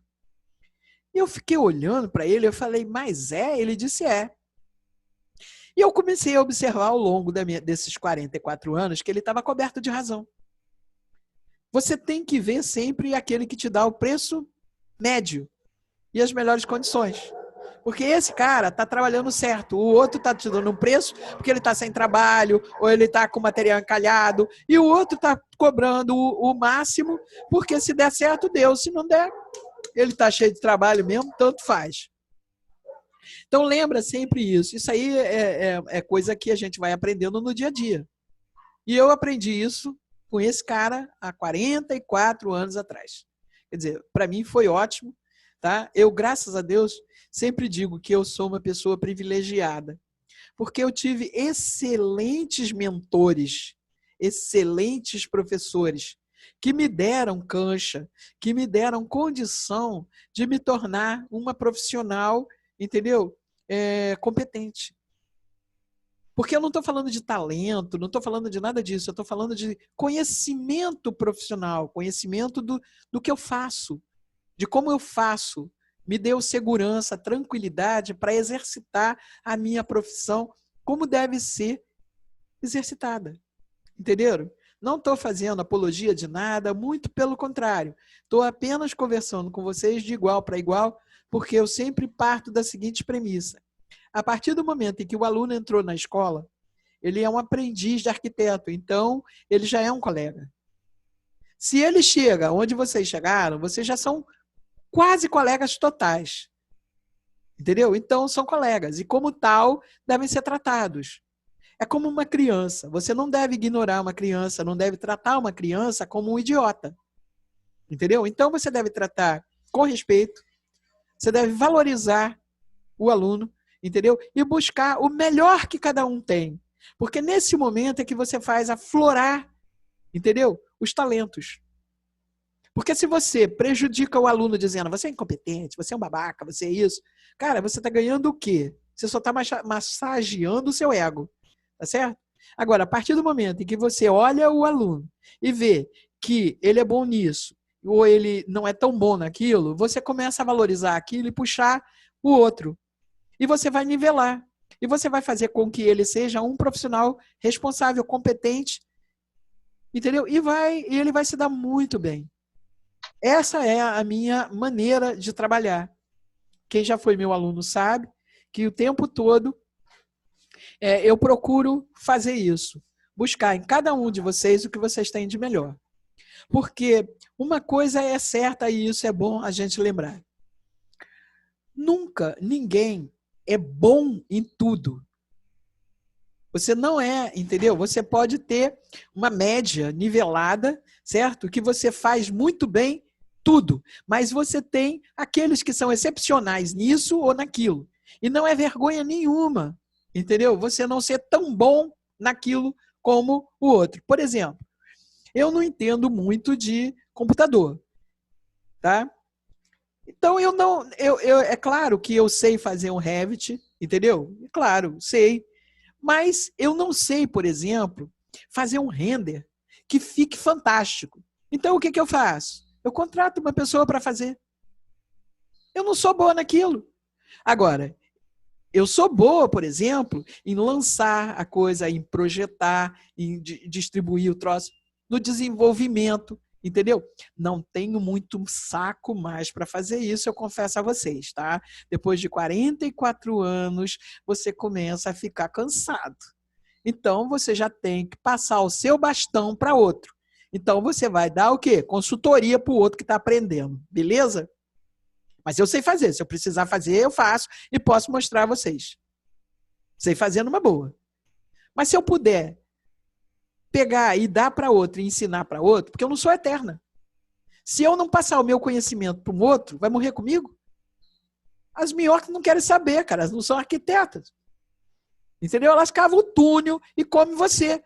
Mas elas não constroem nada, elas destroem. Concorda ou discorda? Então a coisa é mais ou menos por aí. Antônio tá rindo, ele acha que eu sou doida. Sempre achou, olha lá. Não é isso, Antônio? É ou não é, Antônio? Fala sério. É, Antônio? Não é nada de minhoca, ficar pensando em morte agora. Não, cara, eu falei, não estou fazendo apologia, não. Eu estou só comentando a coisa como um todo. Bom, então, voltando ao que a gente estava falando do nosso orçamento de obra. Quando você faz um orçamento de obra, é fundamental que você faça junto a ele um cronograma físico-financeiro.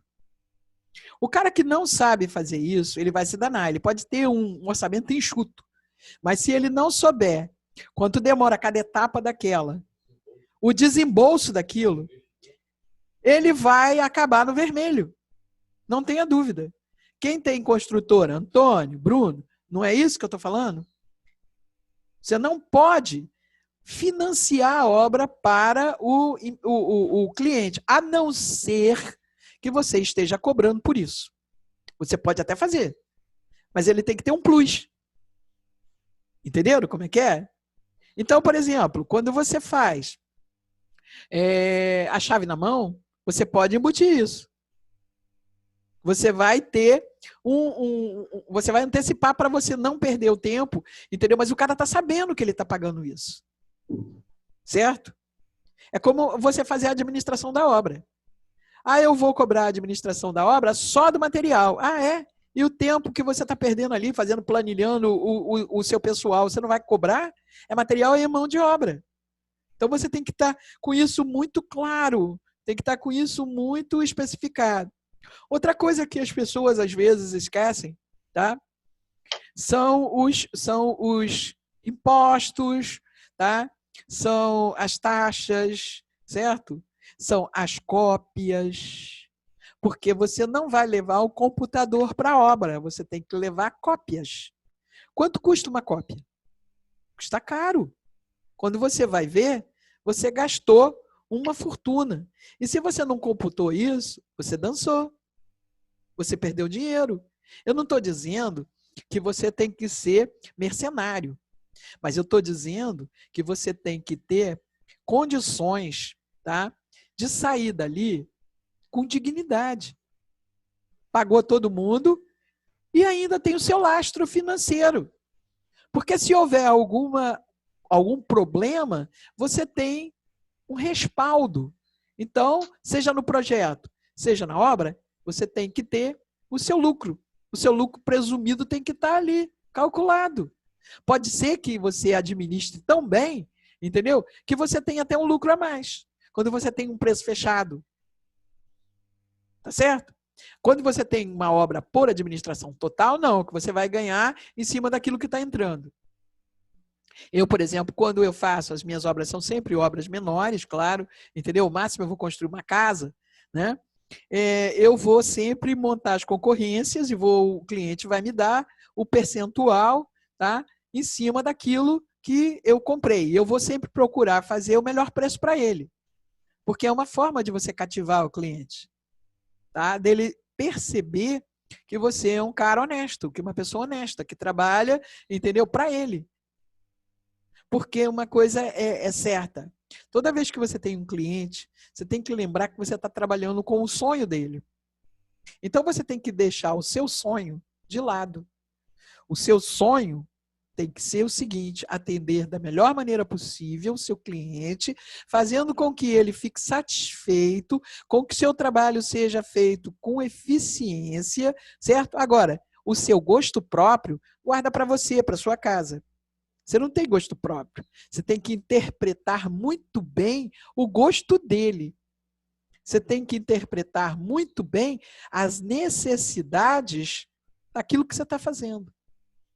Entenderam como é que é? Está dando para entender? Está tudo claro? O que vocês acham?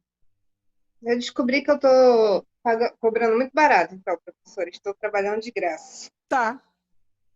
Olha, Cláudia, às vezes, tá, acontece o seguinte: a gente, no afã de mostrar que sabe e que quer trabalhar, você se perde exatamente aí, porque você não se valoriza. E aí, eu vou dizer que eu também faço isso. Várias vezes eu faço isso, apesar de ter tantos anos de prática. Tá? Às vezes eu faço isso. Me dá uma, sabe, uma paranoia, assim, uma loucura, e eu caio nesse negócio, mesmo sabendo disso tudo. Ultimamente, tenho caído menos, porque eu já estou me policiando. Mas, quando eu era mais jovem, quando eu estava iniciando, meu Deus, era uma loucura.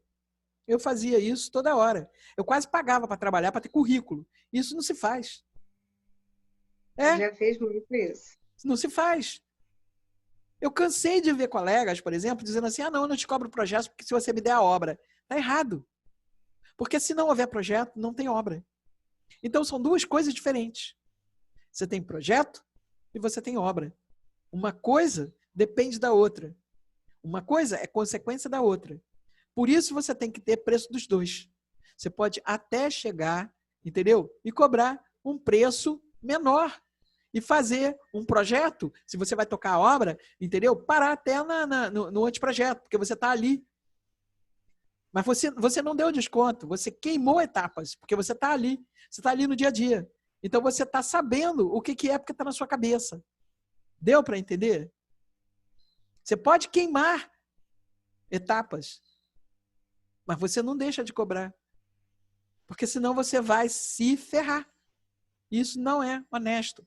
Você não chega no médico, entendeu? E pede olha só, você não cobra a consulta, entendeu? Mas aí porque eu vou comprar os remédios.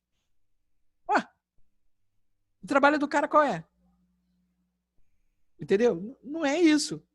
Você tem que saber o que você está fazendo. Você não chega na loja e diz assim: olha, eu queria comprar 2 metros de tecido, mas eu não vou te pagar porque eu tenho que pagar a roupa que vai ser feita. Não é isso. Você tem uma coisa e outra coisa. Por que o arquiteto não pensa da mesma maneira? O nome disso é desvalorização profissional. E é isso, entendeu? Que eu sugiro que vocês assistam, tá? Um vídeo que já está disponibilizado no canal. Não está no canal. Eu mandei o link para vocês.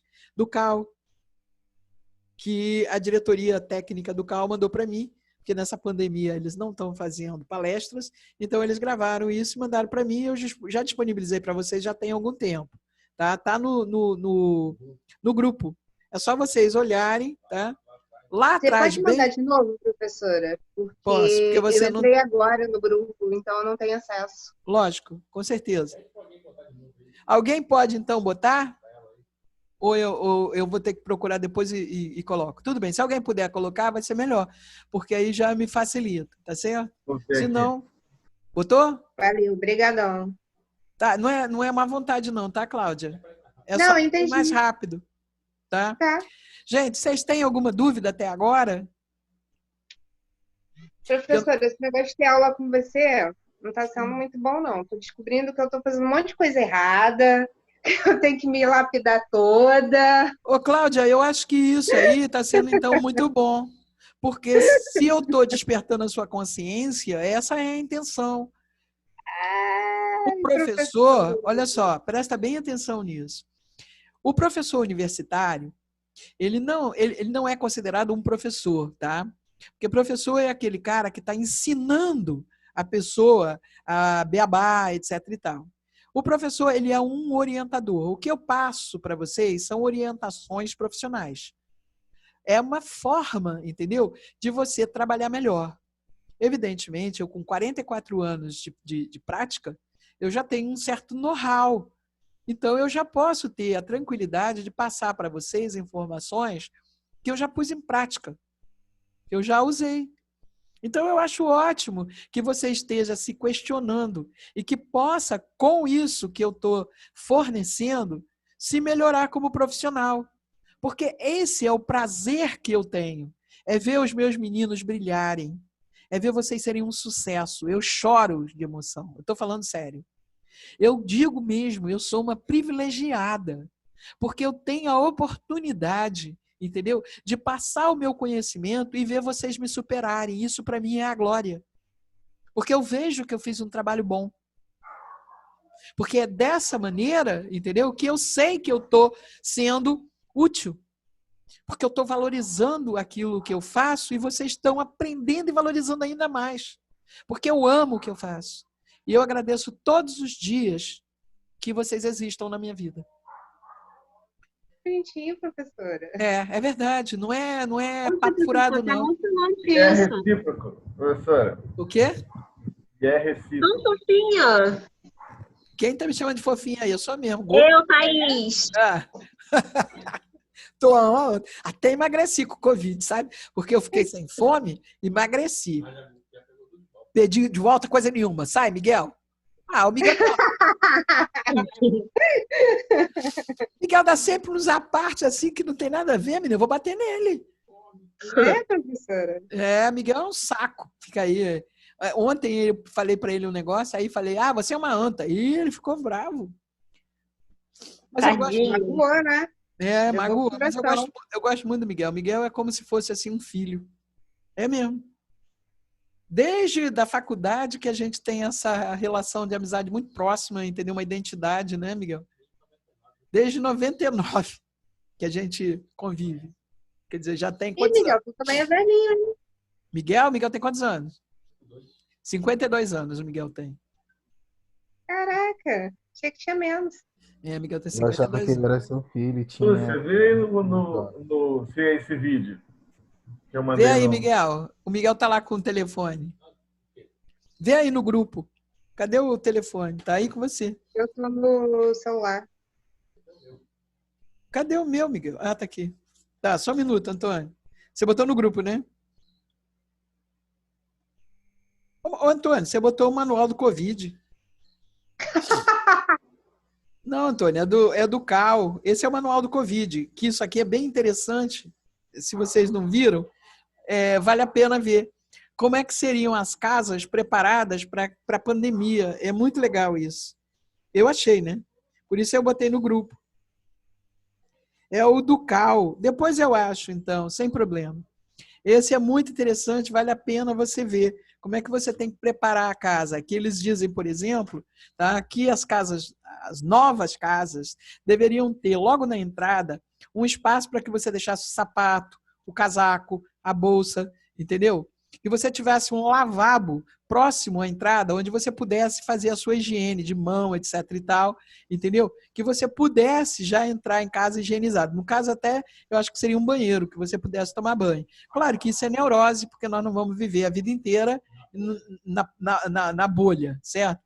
Mas, por exemplo, a história do sapato, eu acho uma coisa interessante, que você realmente devia ter o sapato não entrando dentro de casa, porque na rua você tem muitas bactérias e você vai trazer para dentro de casa.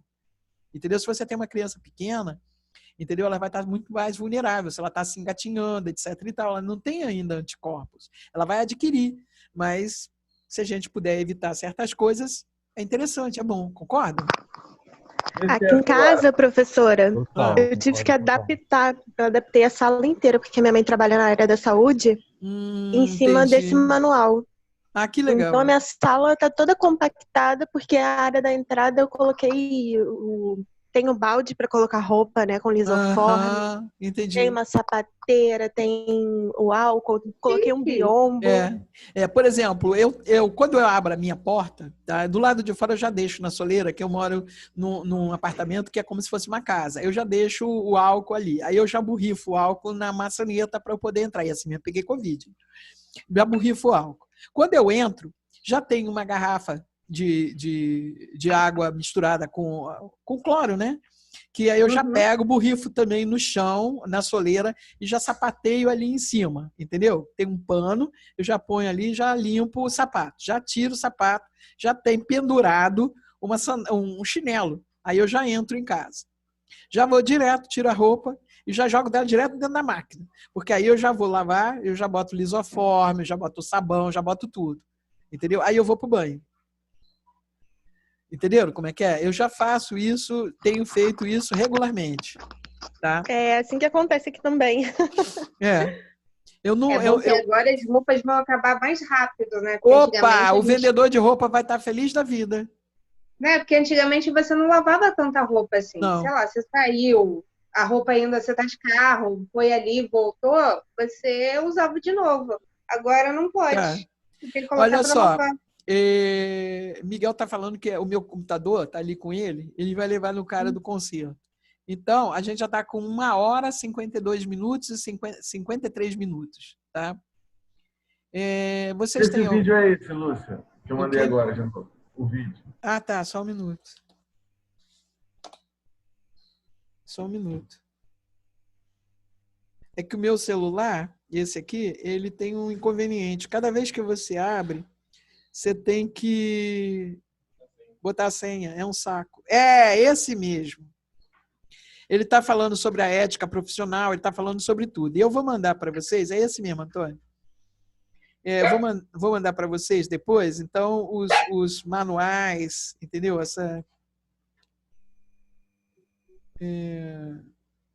É isso aí. Esse é o manual de ética, tá? Tem as videoaulas, né, que estão aqui, é isso mesmo. Tá tudo aqui. Tá, ele tá ensinando a calcular, é isso mesmo. Isso é bem interessante, eu acho que vale muito a pena vocês darem uma olhada.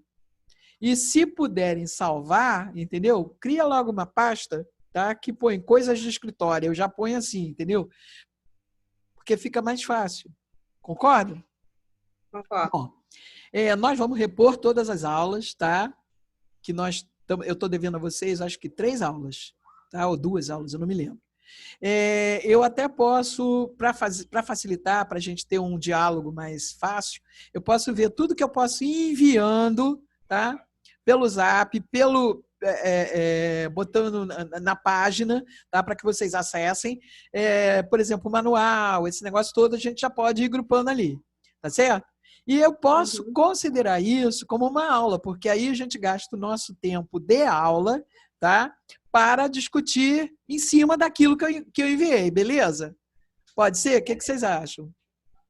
Concordam? Pode ser. Por mim, tudo bem. Também pode. Tá, Pode maravilha. ser, professora. Maravilha. O que eu quero que vocês entendam é que eu estou junto com vocês, para o que for preciso. Beleza?